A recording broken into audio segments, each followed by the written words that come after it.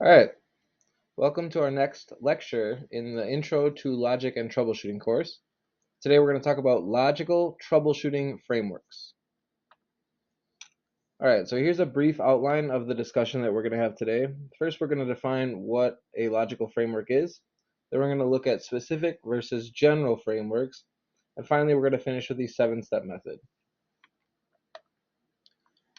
All right, so this is where we finally actually get in the meat of things. I feel like with this class, so it'll be good to. This lecture will be really good. I feel like to get everybody up to speed and excuse me, and hopefully after this, we'll feel better about basically some of these terms and some of these things he's been throwing around the whole time. So a logical or an analytical framework is a structured and repeatable systematic process that's used to identify and resolve issues. So that's all right here. So structured and repeatable, systematic process, and it's used to identify and resolve issues.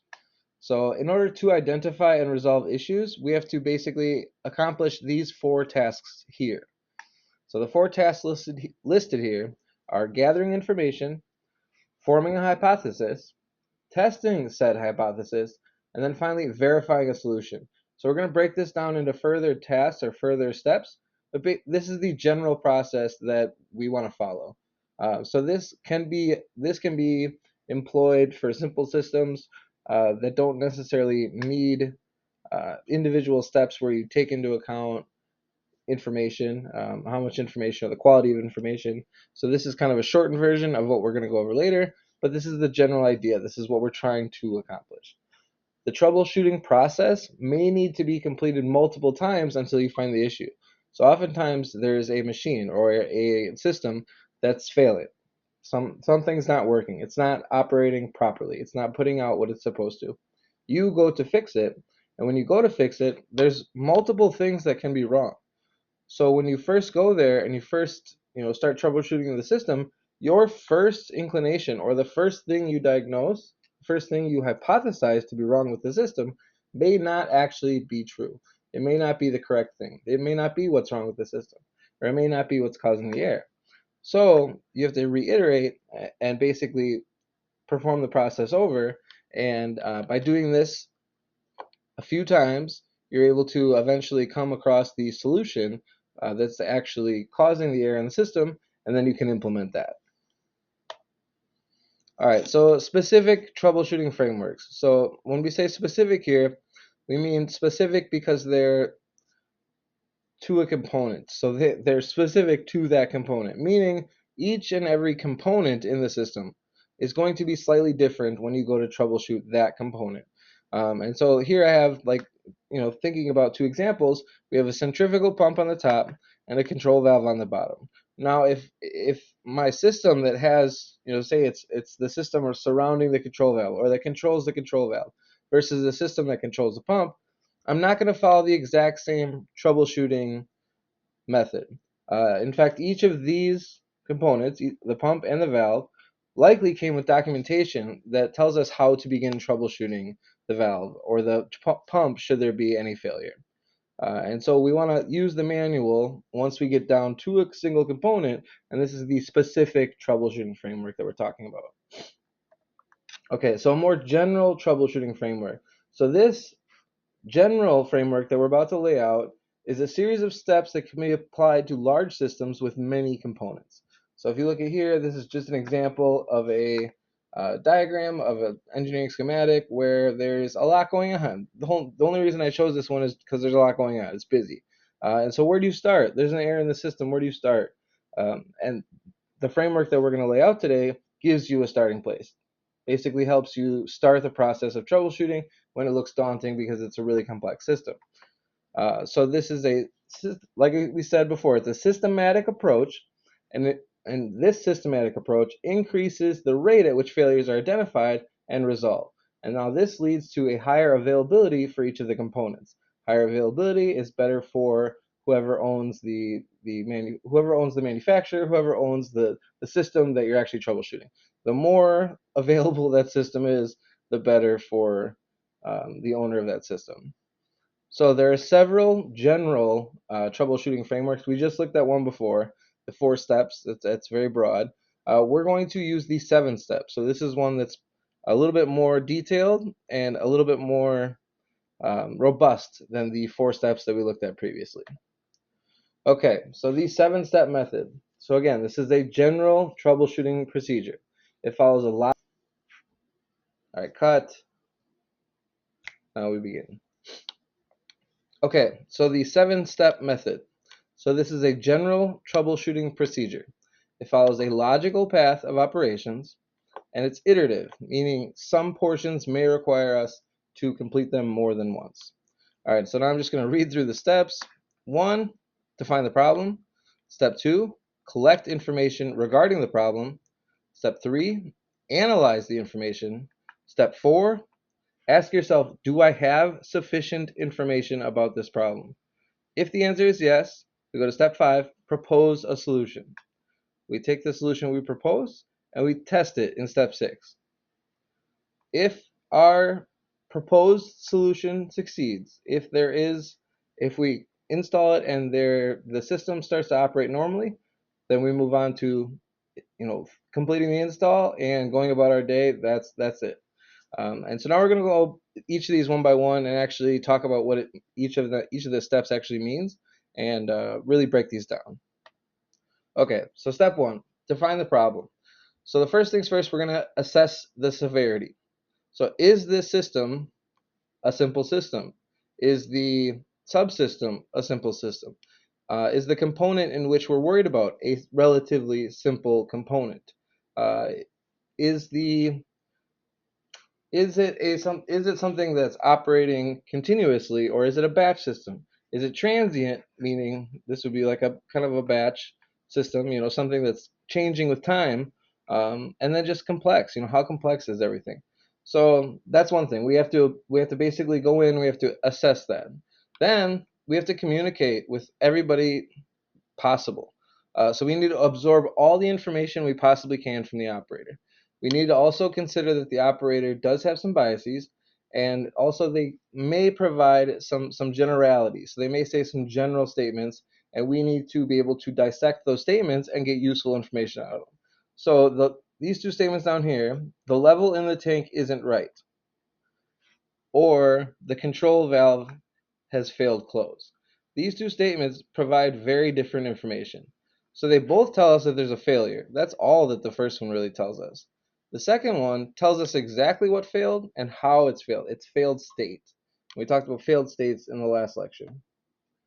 All right, so moving on to step 2. So now that we've defined the system, we've defined the problem, we're going to collect as much information as we possibly can. So we started that in the beginning by basically defining it using information, relatively,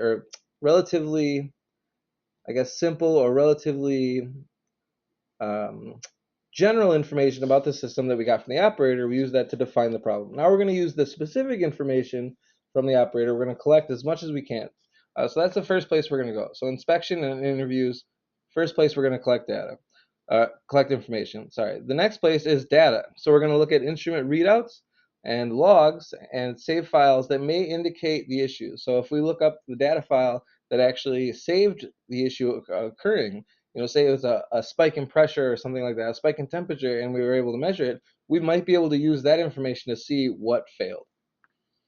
Then we're going to look at documentation. So there's a history of the system and any technical reports that contain information about previous service on the system, along with any manuals we can find for the components that we think might be a part of the issue. So any components that are in the subsystem that we, in this big box that we're drawing now, that may be part of the problem, let's get as much information as we can. We can always filter it out later. Finally, the symptoms. So what is wrong with the system? So this was given to us in our definition, but we're also just going to consider in a more technical aspect. Again, the technical report is only going to be as thorough as the operator. There may be, like I said, some generalities, some bias statements. So we're going to reassess, okay, what's wrong with this system, and put it in an engineering kind of framework.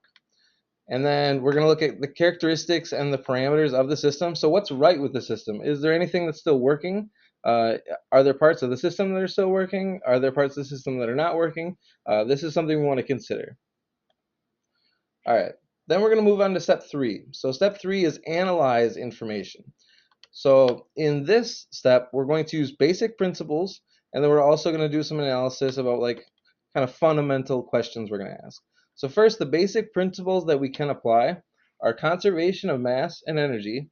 That's right here. This is in minus out equals storage. So all the energy and all the mass in the universe must follow this unless you're working at like relativistic type conditions where you have E is equal to mc squared. Uh, in that case, there's a translation, but either way, you still have this in minus out equals stored. It all needs to be accounted for. Next, we have Ohm's law. So this is a very famous equation that represents basically the electric potential that's driving a current through a wire. So this voltage right here is equal to the current, which is capital I, times the resistance, which is capital R. This is Ohm's law. Uh, and then we also need to follow Kirchhoff's law. So Kirchhoff's has two laws. The first one, so this is the Kirchhoff's current law, that this is stating that all of the uh, inputs into this node right here need to sum to be 0. Otherwise, there would be an accumulation of electrons at that position. And since it's not a capacitor, it's not a battery, there's no way to do that. This is just a node. This is just a connection between wires. And then the sum of all voltages in a closed loop must be equal to 0. So the voltage drops across each of these components here, this resistor, this resistor, this resistor, is equal to the voltage provided by the power source. So the sum of the voltage drops, sum of the voltages really around a closed loop is equal to 0. This is Kirchhoff's voltage law. Okay, so you guys will use this later on, but just so you're like kind of given some sort of I guess you're given a little bit of experience to it. Okay, so the what, where, and the when. So we're going to ask a bunch of questions. So what? What is working? What is not working? We talked about this in the last slide. What is the cause? What has changed? What has remained the same? Looking at the system. Where did the problem occur? Where did it not occur? When? When does the problem occur? When does it not? Is there something else that's going on? Is there some other like transient mode, something else that's activating this system that's causing it to fail? Or some other signal that's coming from some system that's causing it to fail? And then finally, we're just going to do a little bit of comparative analysis. Have we seen this problem before? Have we seen anything like this problem before? Can we find any patterns? Does it look similar? A lot of this is about making something look like something you've seen before and something you've tackled already.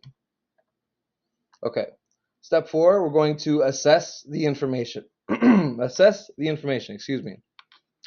And to do that, we're going to basically do it in 3 steps. So we're going to determine the sufficiency of information. The information needs to be sufficient enough for us to form a hypothesis for the root cause of the failure. We need to be able to identify what caused the failure, what component is failing, what contact or electrical connection is failing, what is the actual problem with the system. We basically need to decide, do we have enough information to make a claim and say, hey, I think it's this. So steps 1 through 4 will provide enough information to make the solution, to propose a solution.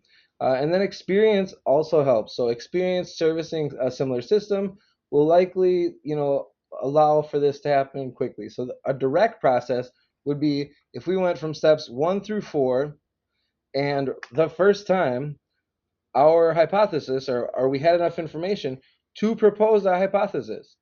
So this is not always common. In fact, this is uncommon in my experience. When I'm troubleshooting a system, it's more than likely I have to circle through this area here. I have to go back to step 2, collect more information, and go down another path in order to find the root cause, in order to find the actual problem with the system I'm looking at. And so this is the iterative process.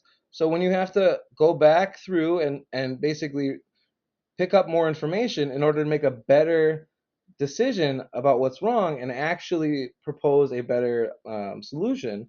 So your hypothesis about what's wrong with the system, gains strength when you do this over and over. So this is the iterative process. This is much more common, and you should expect to do this. And so this is something that comes along with troubleshooting. You'll likely have to go through this cycle at least 3 to 4 times before you actually are able to say, hey, yes, I do have enough information to go ahead and say I think it's this component, or I'm going to go ahead and say I think that this system or subsystem is failing. Okay, so then when you do actually identify like how to troubleshoot, or when you identify the solution, or I guess how do you identify the solution in a system or in a array of components? Well, there's a couple ways you can do it. So there's a linear troubleshooting where basically you just start at one point and work your way upstream. So when I say upstream, I mean towards where the signal originates. So typically the DCS. We'll talk about that in a little bit. But basically in this example here, it gives me the exact order in which I should investigate this system should there be a failure. So here I go from 1, 2, 3, 4, 5, 6. So I just follow this all the way around, 7, excuse me. That's all I do. And so systems with a small number of components, this is relatively easy. This is the easy way to do it. Because I have 7 things here I have to check. You know what? If I go through and I check 1, 2, 3, 4 components and it's a fifth one, I haven't wasted a ton of time really. So this isn't really like me skipping, a component or two here at the beginning because this is most likely to fail. Doesn't really save me a whole lot of time when there's only so few components. I might as well check everything that's involved with the system. And then there's middle out, as I'm calling it, or divide and conquer. So in this method of troubleshooting, you find the most likely component that you think is failing. So you have to kind of make an educated guess to begin with. And you look at that component and you start to troubleshoot around the component by measuring the signal that's going from that component downstream and upstream. And so in this diagram here, basically I'm starting here. So here I take a measurement and I realize, okay, right here this is fine, but on this side it's bad. So something went wrong. So then I go to the other side of this component and I do the same thing. I make 2 measurements. I make a measurement related to this component and a measurement related to this component. I also get on this side that something went bad. So that isolates this component here as saying, okay, this component I measured on both sides of it. That is responsible for the error in the system. This is the failed component here. This is very good for electrical systems.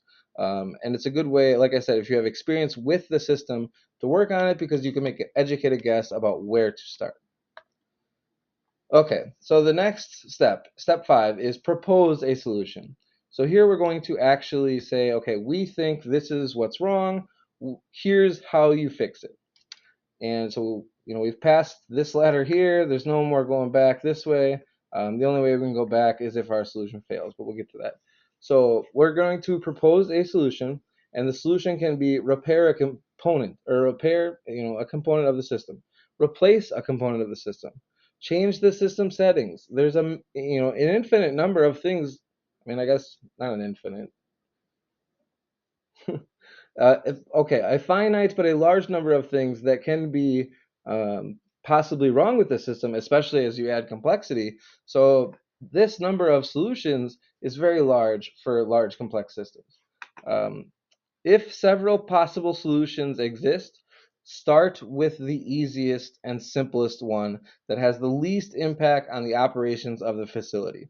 So if one of your solutions shuts the entire plant down or turns power off to an entire wing of a building, but the other one just requires you to, kill a breaker to like turn off a couple outlets or turn off a circuit that's in a room, just do the circuit first. Do, even if that's not the most likely of those two, but you have narrowed it down to those two. Check the easy one first so you don't have to totally disrupt the operations of the facility, and cause downtime for other systems or other subsystems. Avoid the following. So the shotgun approach. So I am a little guilty of the shotgun approach.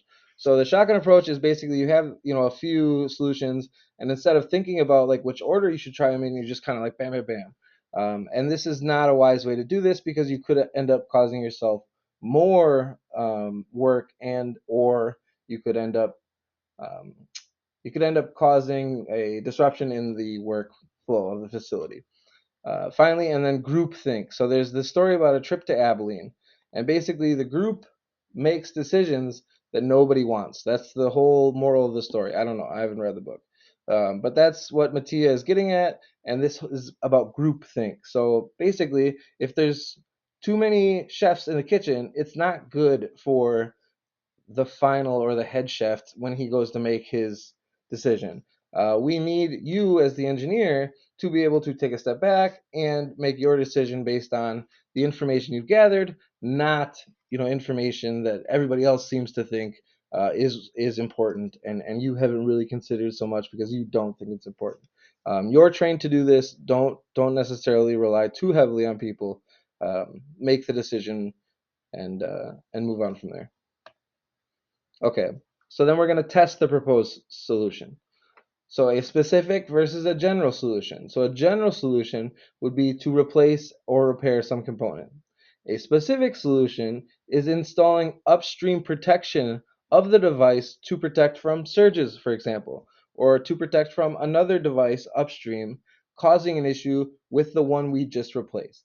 So a specific solution would require, instead of just, popping out one, popping out the other, an additional component that we're adding that wasn't there to begin with. And again, we're going to follow this iterative process. So if we've, proposed multiple solutions, we implement one solution and there's still an issue, then we're going to iteratively go through our proposed solutions in an intelligent way. If none of our proposed solutions work, we're going to go all the way back to step 3 and analyze the information. We're going to look at the information and try to come up with a new hypothesis for what's wrong with the system. Finally, step 7, sorry. Cut. Finally, step 7. We're going to implement your proposed solution. So we're going to install the new or repaired component. We're going to test the component's performance and communication with the control system. So we're going to observe the overall system performance for a reasonable amount of time. And then finally, we're going to document all the notes, invoices, instrumentation, information, and communicate with the operators about the change in the system.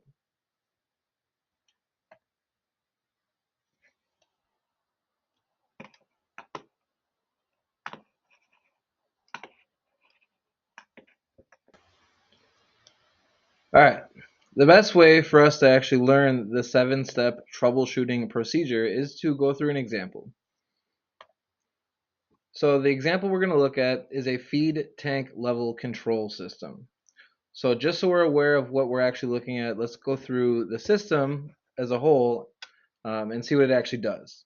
So this system is comprised of a tank that holds water and an inlet here. This is labeled as the feed. This is the inlet. There's a liquid level in the tank that goes up and down depending on how much liquid is in the tank, obviously. If that liquid level gets high enough, we open a valve down here and we pump liquid out of the tank, lowering the level of the tank. There's also an overhead outlet here. So this is for gaseous species that happen to come into the tank, dissolve, and then basically are able to either vaporize or come out of solution somehow. But this just allows gas out. So we're not really concerned with that component. The actual mechanism for measuring the liquid level inside of the tank is by using a liquid level transmitter. So that's this component here. So this whole system here in orange is the liquid control system.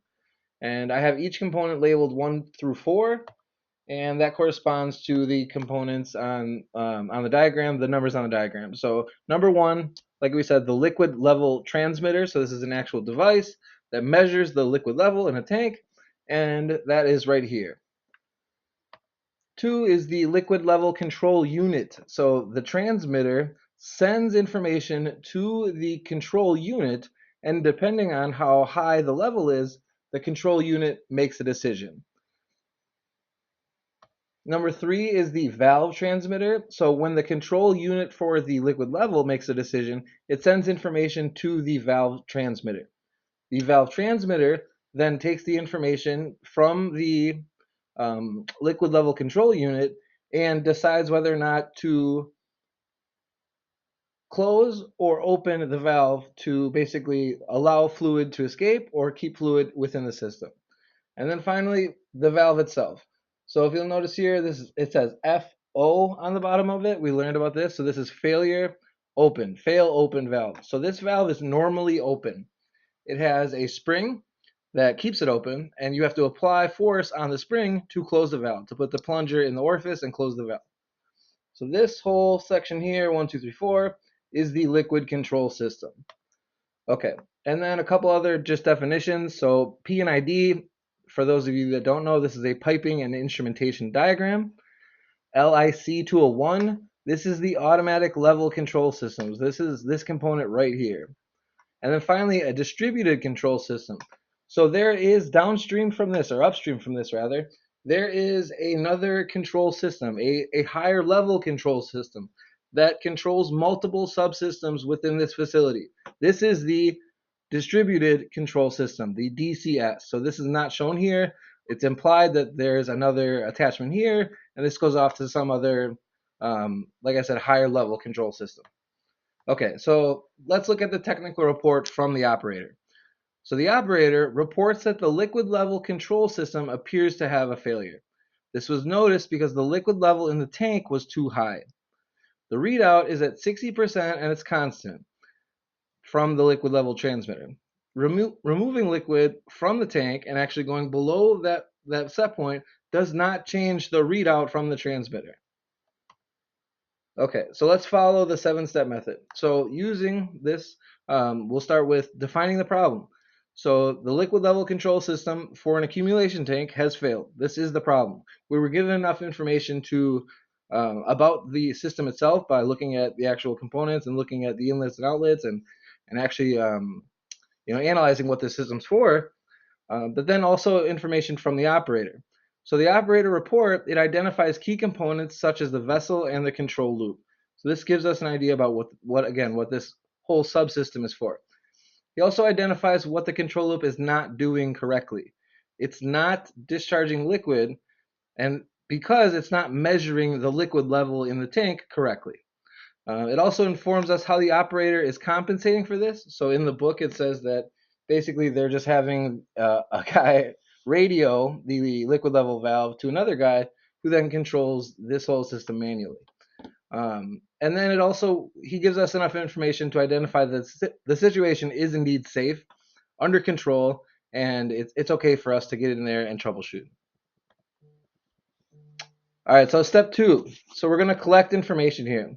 So collect information regarding this problem by doing the following here.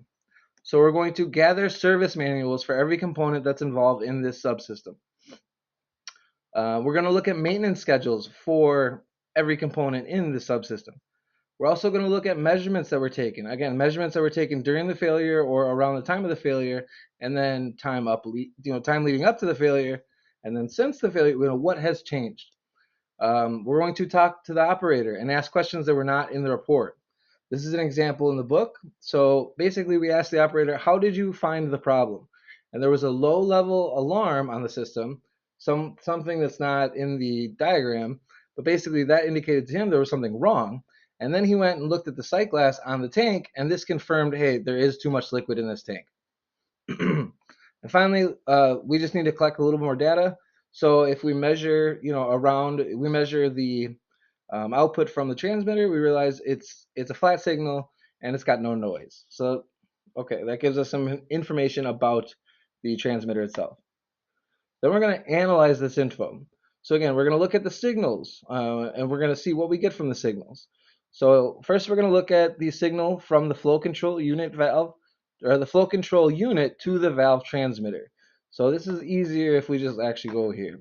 So this is number 1. So this is the signal from the flow control unit to the valve transmitter. It matches what we read in the DCS. so that's good. But it is flat and unchanging and basically unresponsive to anything in the liquid tank. So this is good that this component here does not seem to be the issue. Then we move on to this junction here, or this connection here, rather. We look at 2. So then this actually gives us what our liquid transmitter is sending to our liquid control unit. So this is LT201 to LIC201, and this matches again what we see in the DCS. The signal is flat, unchanging, unresponsive, and has no noise. Well, by examining these components, we can say basically, okay, there is an issue somewhere here. The issue with the liquid level transmitter is associated with these components in here. Okay, so now we're going to assess the information that we have. Well, with the information we have 2 possible components causing the problem. First, it's the tap lines from the tank to the transmitter. There's a possibility that they're blocked or that there's some sort of clog or something that's causing the liquid level readout not to be correct. The other possible component that's causing the problem is the transmitter itself. There's a possibility that the transmitter is damaged. So we actually need to return to step 2 in this case, and we need to collect more information about how we can test this. So we need to look at basically, do we need permits? Do we need to shut down the facility? Do we need to shut down this subsystem? Can the rest of the facility run? Is there a best time to actually perform this maintenance? And we're going to iterate steps 2 through 4 multiple times until we have enough information to go forward with our solution. So finally, we clean, or we actually look inside of the pressure or the taps to the transmitter, the liquid taps, and we see, okay, they're clean. There's nothing blocking. They are not the issue. Therefore, the transmitter is. So we now have sufficient information in order to propose a solution. This liquid level transmitter is faulty. Okay, so the proposed solution, very simple. Let's replace the faulty transmitter with a new sensor. So these are just 2 examples that I pulled up. This one's from Granger and this one is from Amazon. You can see there's a very big price difference, $507 versus $30. There are also 2 different configurations. So this one here is long and it basically sits in a tank, screws in up here, versus this guy, you feed into a tank and it gives you the level. And so, like, based on your configuration, based on your application, you need to spec the correct part. So these are both, liquid level transmitters. However, they're not going to work in the same system. So make sure, excuse me, excuse me. Make sure you actually get the correct component for your system. Okay, so then we're going to test the proposed solution. So we have the new sensor. We're going to calibrate it, we're going to configure it to our system, and we're going to install it in the system. Then we're going to measure the signals around the newly installed component and make sure that the signals from the transmitter make sense. So we install it, we get liquid in the tank, and we check the signal. The signal from the transmitter now agrees with what we see on the sight glass. The signal from the liquid level control unit to the valve transmitter indicates that the system is working properly. Meaning, once the liquid gets above the highest line, the set max, I have this signal from the control unit tell the valve to open, and I pump liquid out of the tank until I reach the midpoint. And so I sit there and I observe the system and I make sure that it's operating at a normal condition prior to leaving. So I sit there for a few moments, a minute or two, sometimes 5-10 minutes, and just make sure everything's operating normally. All right, finally, the repair. So the new sensor is installed. The level system is working as designed. So we update our maintenance records. We take control panels that we took off of or control panel covers rather, that we took off of the control panels for certain components. We put those back on. We clean up our tools in our workspace, and then we're done. We're done with this. We have wiped our hands clean with this. We've come in. We've saved the day. We're done. Okay, so why does troubleshooting fail, or when does troubleshooting fail? So there's four major points in which troubleshooting fails. The first is just a lack of knowledge.